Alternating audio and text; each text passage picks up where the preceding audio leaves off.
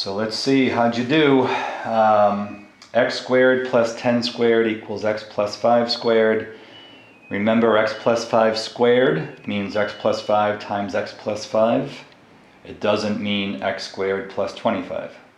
So when you FOIL this out, which is really just the distributive property, x times x is x squared, x times 5 is 5x, 5 times x is 5x, 5 times 5 is 25.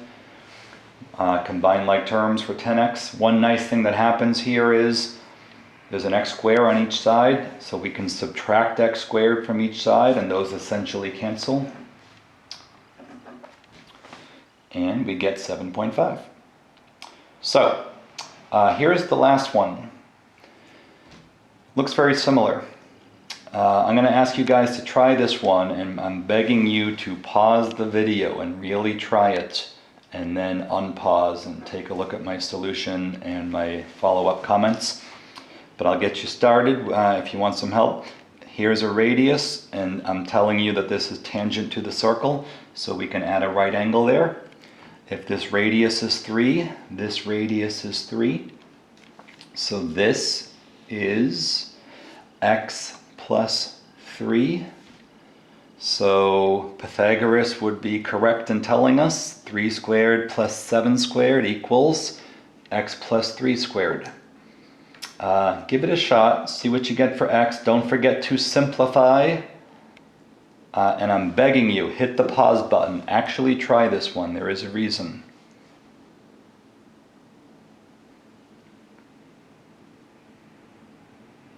All right. Is this what you had? 3 squared plus 7 squared equals x plus 3 squared. X plus 3 squared means x plus 3 times x plus 3. So we distribute and expand the brackets.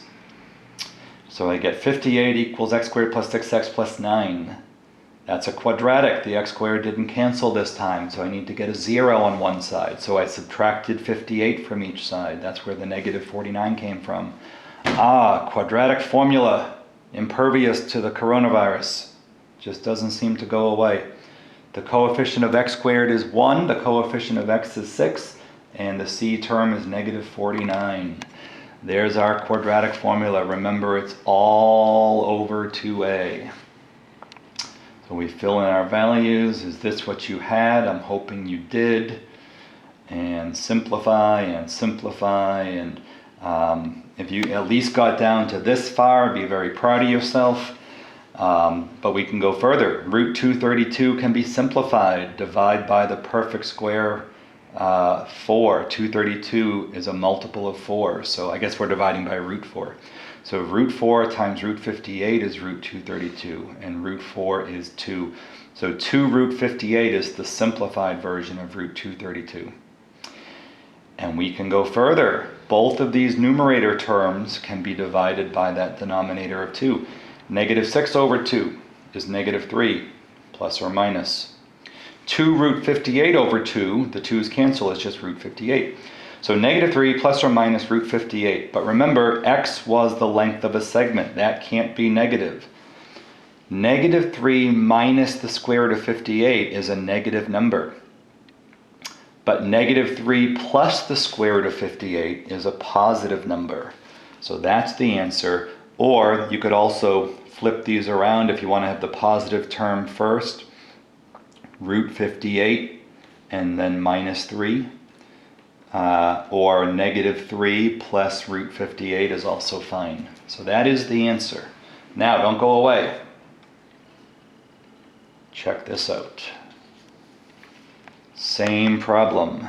7, 3, x, tangent, so right angle.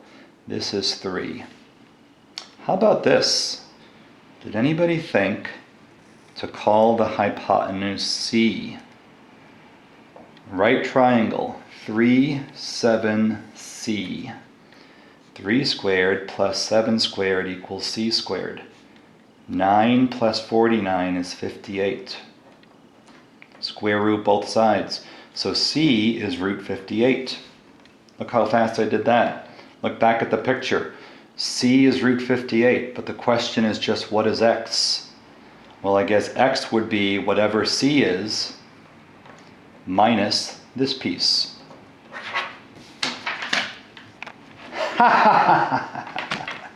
All right, that'll be enough for today. I'll put some problems on there for you to try. Make sure you're using your theorems. Why is my camera moving?